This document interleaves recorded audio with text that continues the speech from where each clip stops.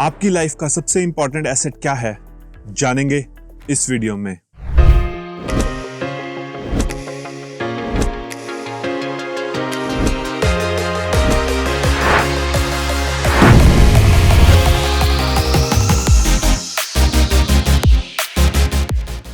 So I have asked this question to many people. मैं उनसे सवाल पूछता हूँ कि आपकी जिंदगी में सबसे कीमती चीज क्या है, किस चीज के बिना you think you cannot survive, and invariably most of the people tell me money, कि पैसा सबसे ज़रूरी है, पैसा ही सब कुछ है। Then I ask them a counter question.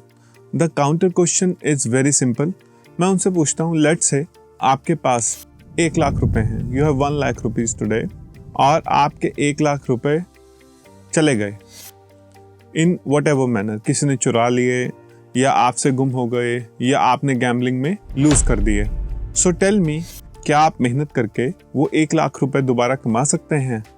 तो usually I get the answer, हाँ, अगर हम मेहनत करेंगे तो और हमारे पास स्किल्स हैं तो हम 1 लाख रुपए दोबारा कमा, कुछ टाइम लगेगा but we can earn it back. तो देन आई आस्क देम, तो आज आपकी एज क्या है? जैसे I am let's say 35 years old. मैंने कहा आप 30 के दोबारा हो सकते हो, 25 के दोबारा हो सकते हो? कहते नहीं। तो इस टाइम मोर इम्पॉर्टेंट और इस मनी मोर इम्पॉर्टेंट, कि जो आपका वक्त है, आपका जो टाइम है, that is the most invaluable asset. दुनिया में सबके पास 24 घंटे ही हैं, किसी को ज़्यादा टाइम नहीं मिला और ना ही मिलेगा, एंड ना ही कोई बीता हुआ समय वापस लेके आ पाया है, ना ही लेके आ पाएगा। So we need to be very careful and considerate कि हम अपना टाइम कैसे स्पेंड करते हैं, हम अपने टाइम के साथ क्या करना चाहते हैं, और हम अपने टाइम को कैसे कंट्रोल कर सकते हैं, अपनी शर्तों पे कैसे जी सकते हैं। तभी जी पाएंगे अगर अपने टाइम को अपने हिसाब से कंट्रोल कर पाएंगे। नाउ इस वीडियो में वी विल सी टाइम को वेरियस पर्सपेक्टिव्स के हिसाब से। So first is time value of money. It just states, जो आपका पैसा है आज के दिन, for example at the time of shooting this video, this is 2025, आपका जो भी पैसा है, 100 रुपये हैं, 1000 रुपये हैं, today is more valuable that your money tomorrow. कि हर साल इन्फ्लेशन की वजह से, महंगाई की वजह से, हर साल महंगाई जो 7 to 8% अभी इंडिया में बढ़ती है, आपका पैसा हर साल अपनी वैल्यू लूज करता है। और 6%, सिर्फ 6% इन्फ्लेशन के हिसाब से 12 साल में आपके पैसे की जो स्पेंडिंग पावर है वो आधी रह जाती है। यानी कि आज जो चीज़ आप 100 रुपये में खरीद सकते हो, 12 साल के बाद सेम चीज़ को खरीदने के लिए आपको 200 रुपये की ज़रूरत पड़ेगी। सो this is a very common concept and it is also told in most of the business schools around the world. Number 2 is time value of time. ये टाइम वैल्यू ऑफ मनी से भी ज़्यादा ज़रूरी है और ये बिजनेस स्कूल्स में usually नहीं पढ़ाई जाती, किसी भी स्कूल्स में नहीं पढ़ाई जाती। इट स्टेट्स कि आपका जो टाइम है, आपका जो वक्त है, वो आज के दिन ज़्यादा कीमती है कल से। यानी कि your time is more valuable today than tomorrow और ईयर्स लेटर। उसका कारण क्या है कि आपकी एक फाइनाइट लाइफ है और जैसे जैसे आप एज करते हैं, आपके जो एनर्जी लेवल्स हैं वो ड्रॉप करते हैं।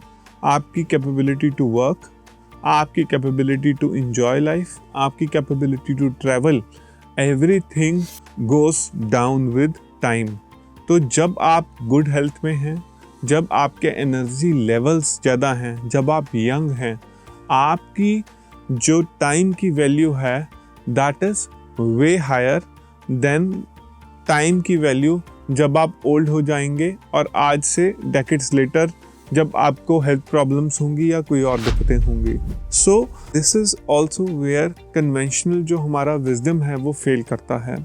मोस्ट ऑफ द इन्फ्लुएंसर्स और most of the people who talk about investments also, they say आज आपकी इनकम अगर कम है तो इट्स ओके, आप थोड़ा बहुत भी इन्वेस्ट करना शुरू करेंगे, फ्रुगैलिटी में रहेंगे, 40 ईयर्स के बाद you will be financially free and enjoy your life.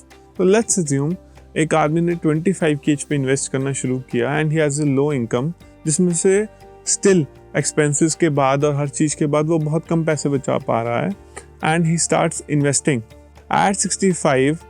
उसके पास एक अच्छा कॉर्पस बन गया and now they are saying कि अब आप जो कॉर्पस बना है उससे अपनी ज़िंदगी बिता सकते हो। But what they are not considering, what these factors are not considering कि 25 साल पे महंगाई और 65 ईयर्स 40 ईयर्स में महंगाई कितनी बढ़ गई है, वो आपके कॉर्पस को कितना ईट करेगी, आपके पैसे की स्पेंडिंग पावर कितनी कम हुई है। And second thing what they are not considering, जो आदमी 25 साल का है, जो वो काम 25 साल की एज में कर सकता है, 35 की एज में कर सकता है, इवन 45 की एज में कर सकता है, जो वो लाइफ इंजॉय 35 या 45 की एज में कर सकता है, वो 65 की एज में कैसे करेगा। 65 में वो बूढ़ा हो जाएगा काम कर करके, उसको हेल्थ प्रॉब्लम्स होंगी, वो बेचारा ट्रैवल नहीं कर पाएगा, वो हॉस्पिटल्स के इधर उधर धक्के खा रहा होगा। तो अगर उसने कॉर्पस बना भी लिया तो हो सकता है शायद उसकी फ्यूचर जनरेशन्स के काम आ जाए, बट उसकी बेचारे की लाइफ तो ख़त्म हो गई। He will not be able to do anything, वो अपने डिज़ायर्स और लग्जरीज कभी भी फुलफिल नहीं कर पाएगा। Now let's talk about a solution to this problem. So the solution to this problem is, let's say you are an employee and you earn very less. तो पहले तो आपको अपना फाइनेंशियली फ्री होने का, जिस भी तरीके की आप लाइफ जीना चाहते हैं फाइनेंशियली फ्री होके, कि मेरे पास इनफ मनी है, अब मैं अपने कॉर्पस से अपनी पूरी ज़िंदगी बिता सकता हूँ और अपने बच्चों के लिए भी कुछ छोड़ के जा सकता हूँ। First you need to decide वो लाइफ आपकी कैसी होगी, आप कहाँ पे रहेंगे, नंबर 1, आपका घर कहाँ कैसा होगा, नंबर 2, आप किस तरीके की गाड़ी चाहते हैं, नंबर 3, आप कितनी वेकेशंस लेंगे साल में, नंबर 4, आपके बच्चों की पढ़ाई का खर्चा क्या होगा, क्या वो आपकी पैसिव इनकम से निकल पाएगा, नंबर 5। ये सब चीज़ें मद्देनज़र रखते हुए आप अपना टाइम होराइजन डिसाइड करिए कि आप फाइनेंशियली फ्री कितने साल में होना चाहते हैं। तो my suggestion would be it should not be more than 15 to 20 years. ये 40 साल का time horizon is useless, because a person जो इन्वेस्ट कर रहा है, जो सैक्रिफाइस कर रहा है, वो तो बेचारा कुछ कर ही नहीं पाएगा। तो आपका जो टाइम होराइजन है it should never be more than ideally 15 years, but 20 साल से ज़्यादा नहीं होना चाहिए। सो 20 साल या 15 साल के टाइम होराइजन के लिए ज़रूरी है कि आपकी जो इन्वेस्टमेंट अमाउंट्स हैं they should be way higher. आपकी एक्टिव इनकम बहुत हाई होनी चाहिए, तभी आप इतने शॉर्ट टाइम फ्रेम में फ्री हो पाएंगे। क्योंकि what is the best passive generating जो रिटर्न्स हैं कितनी रहती हैं, अगर हम ट्रेडिशनली मान के चलें तो Indian market gives around 12%, right. अगर आप स्मॉल कैप्स में ज़्यादा एलोकेशन रखेंगे हो सकता है 15% हो जाए, बट हम कंजर्वेटिवली लेके चलते हैं कि 12% है। गोल्ड की पिछले 15 ईयर्स में 10 to 11% है। रियल एस्टेट की इट कैन वेरी डिपेंडिंग कि आपकी लोकेशन क्या है। रेंटल यील्ड्स तो बहुत अच्छे नहीं है इंडिया में। So capital appreciation is the main game that you are playing there. तो वो कैसी है? सो अगर आपने लेट से कम पैसे इन्वेस्ट किए हैं, उस पर 12% की जो रिटर्न है वो बहुत कम होगी। This is called law of percentages. You need high investment amounts ताकि वो जो 12% की रिटर्न है वो आपको 15 to 20 ईयर्स के टाइम पीरियड में फाइनेंशियली फ्री कर पाए। So how do you first invest high amount of money? First you need to have a high income. To have a high income, what are the actionable steps you can do? Well, first thing is you need to gain skills. आपके पास skills होनी चाहिए, चाहे वो soft skills हैं, चाहे वो hard skills हैं।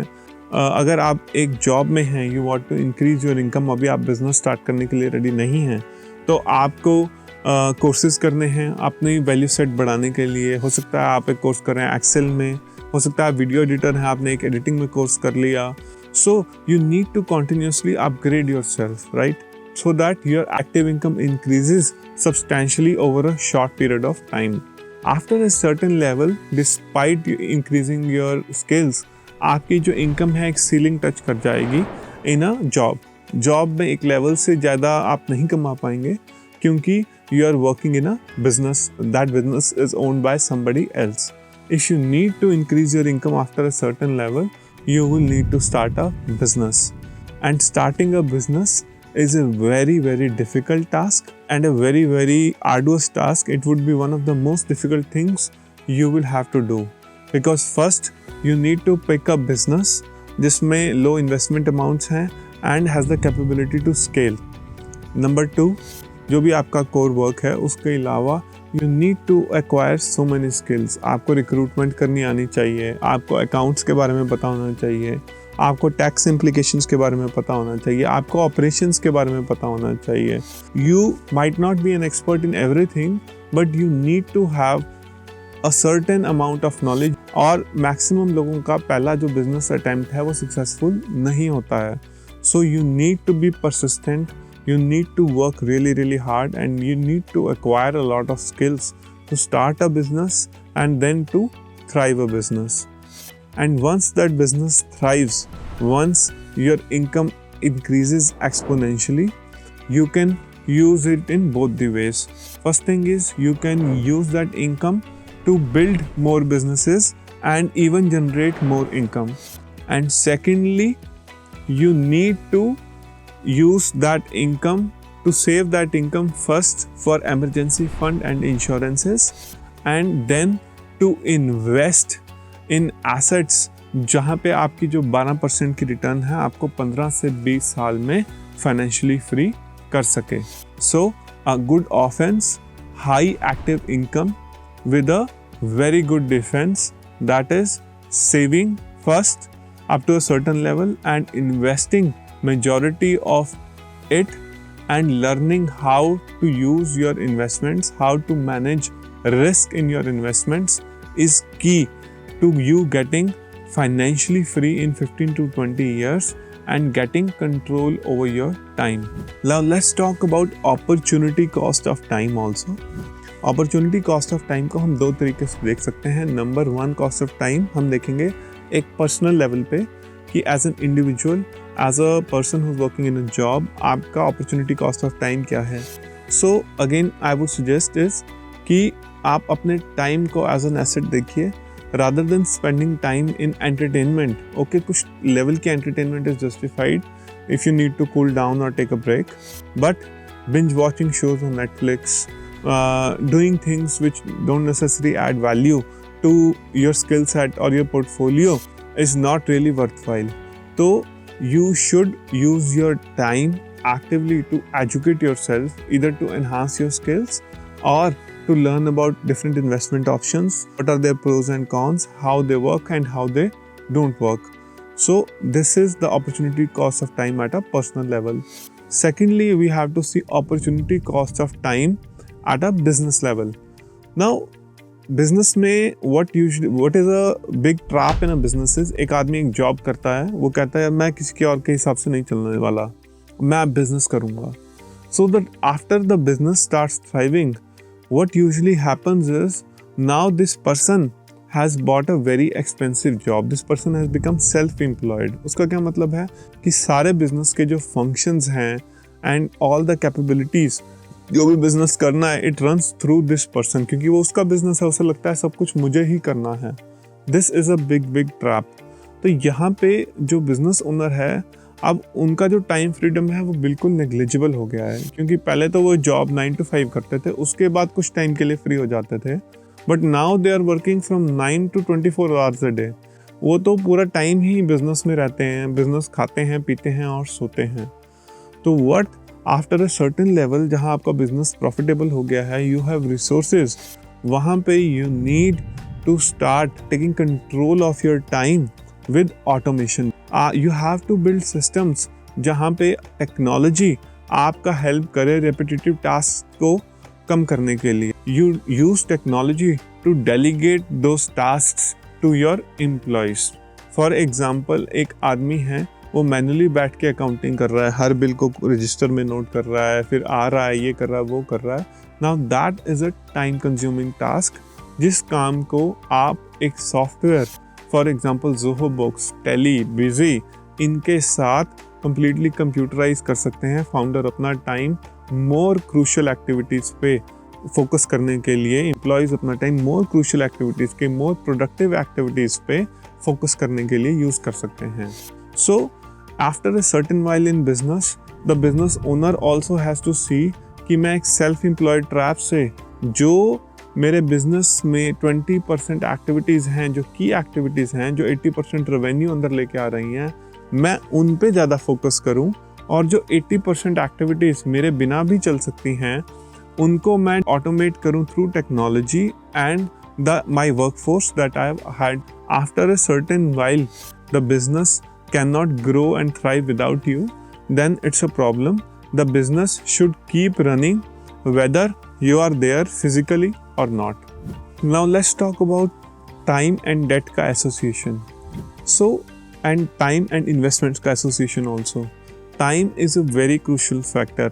देखा गया है, studies has seen कि one person who is in the stock market invested in the stock market for a period of 20 years, their ability to lose on their returns, negative returns की जो probability है, that almost goes down to zero. So what happens is when जो interest है, compound interest year on year basis पे जो compound कर रहा है, जब वो आपके favor में काम करता है, then it makes you wealthy and financially free. On the other hand, if you have debt which has been taken for liabilities, जो चीज़ें टाइम के साथ जिनकी वैल्यू कम होनी है, can be cars, can be clothes, can be luxury handbags, can be anything. So those things, the interest, the compound interest is working in favor of the banks and is working against you. That is going to keep you poorer और आपको बार बार अपनी active income पे जो आपकी dependency है वो बढ़ती जाएगी. You will need to keep increasing it to pay off those liabilities. So time and interest, compound interest, you have to get working in your favor in order to be financially free and control of your time. इसमें debt को हम leverage भी कर सकते हैं to buy for assets. For example, real estate is an asset class. I speak again and again on which कि आप यहाँ this is the only asset class जहाँ आप debt financing का इस्तेमाल कर सकते हैं to grow, build an asset as well as use your money elsewhere as in leverage. For example, अगर 100 रुपए की रियल एस्टेट है, आप 20% डाउन पेमेंट करके 80 रुपीज़ 8% पे अगर लोन लेंगे तो बाकी 80 रुपीज़ अगर आप स्टॉक मार्केट में इन्वेस्ट करते हैं तो ईयर ऑन ईयर आप उस पर अगर 12% कमा रहे हैं और 8% आप लोन पे इंटरेस्ट दे रहे हैं तो स्टिल 4% आपका गेन रहेगा ओवरऑल आपके पोर्टफोलियो में, प्लस जो आपका हार्ड एसेट है रियल एस्टेट जिसमें आपने उठाई है वो भी साथ में बन जाएगा. So let's talk about psychological cost of wasting time and in return not becoming financially free over a period of time. तो these people specially high earners जो अपनी इनकम को वेस्ट करते हैं लाइबिलिटीज़ के लिए to increase their lifestyle inflation के लिए, to look rich to other people, they in the later stages of their life have a lot of regret. Even at the age of 65 और 70 they have to keep working because उनकी जो active income है they are still dependent on active income, क्योंकि पहले जो उनकी active income आ रही थी वो सारी की सारी उन्होंने लाइबिलिटीज़ पे उड़ा दी. So they don't have a retirement corpus जिसके पैसिव इनकम से वो रह पाएँ, इसलिए वो अपने टाइम के अनुसार, अपनी इच्छा अनुसार अपना जो टाइम है वो व्यतीत नहीं कर सकते. Secondly, the choice is yours. See everything, do you want your life to be easy right now and you want to keep working like a slog till the age of 80? That is one option. And the second option is, do you want your life to be a bit hard now? Do you want to take the pain? Do you want to sacrifice those luxuries, those liabilities? Do you want to sacrifice the hours that you wish you could spend watching Netflix shows but are actively pushing yourself to educate yourself to move forward in life? So it is your choice. 10 to 15 years of pain and then maybe 35 to 40 years of freedom and happiness, or just having a mediocre life for the rest of your life for next 45 years and leave nothing for yourself as well as your future generation. So call aapki hai. I believe it's worth taking the pain for a short time so that you can enjoy for a long time as well as leave something for your future generations to hold on to. And the last thing that I'm going to speak about is you need to have a budget. If you decide you want to be free, you need to have a budget. आपको अपने living expenses में कितना allocation है, आपको अपना skill set enhance करने में कितना करना है, अगर आप एक बिज़नेस खोलना चाहते हैं उसके लिए कितना सेव करना है, अगर आपके पास ऑलरेडी एक बिज़नेस है उसकी जो इनकम आ रही है, प्रॉफिट जो आपके पास आ रहा है, उसको कैसे एसेट्स में एलोकेट करना है, इमरजेंसी फंड में कैसे एलोकेट करना है, इंश्योरेंसेस में कैसे एलोकेट करना है, ये सब आपको पता होना चाहिए. And make it automatic, make it a subconscious decision. आपको इसकी इतनी आदत हो जानी चाहिए कि मंथ के स्टार्टिंग पे पैसे आए अकाउंट में एंड यू शुड नो कि यार इस अकाउंट में इतने, इस अकाउंट में इतने, इस अकाउंट में इतने, इस इन्वेस्टमेंट के लिए इतने, इस इन्वेस्टमेंट के लिए इतने, मेरे बच्चे के एजुकेशन के लिए इतने, मेरे बच्चे के फ्यूचर के लिए इतने. You should know all this at the back of your hand and this all has to be done at the start of the month. End of month के लिए वेट नहीं करना है, वो पैसे उड़ जाएंगे, जो भी आए हैं एंड ऑफ मंथ में कहीं ना कहीं खर्च हो जाएंगे. और आपका जो प्राइमरी अकाउंट है जिससे आप अपने लिविंग एक्सपेंसेस बेयर करते हैं उसमें उतने ही पैसे रखें जितनी आपको ज़रूरत है, उससे ज़्यादा नहीं. और आपने ट्रिप और वेकेशन फॉर एग्जांपल लेने हैं उसके लिए भी आप एलोकेट पहले से ही करिए कि इतने पैसे हम हर महीने डालेंगे कि जब भी हमने साल में एक इंटरनेशनल या डोमेस्टिक ट्रिप जो भी लेना है इतने पैसों में ही हम जाएंगे. So this was my video on your most valuable asset, which is your time. Hope you liked the video and I'll see you in the next one. Thank you.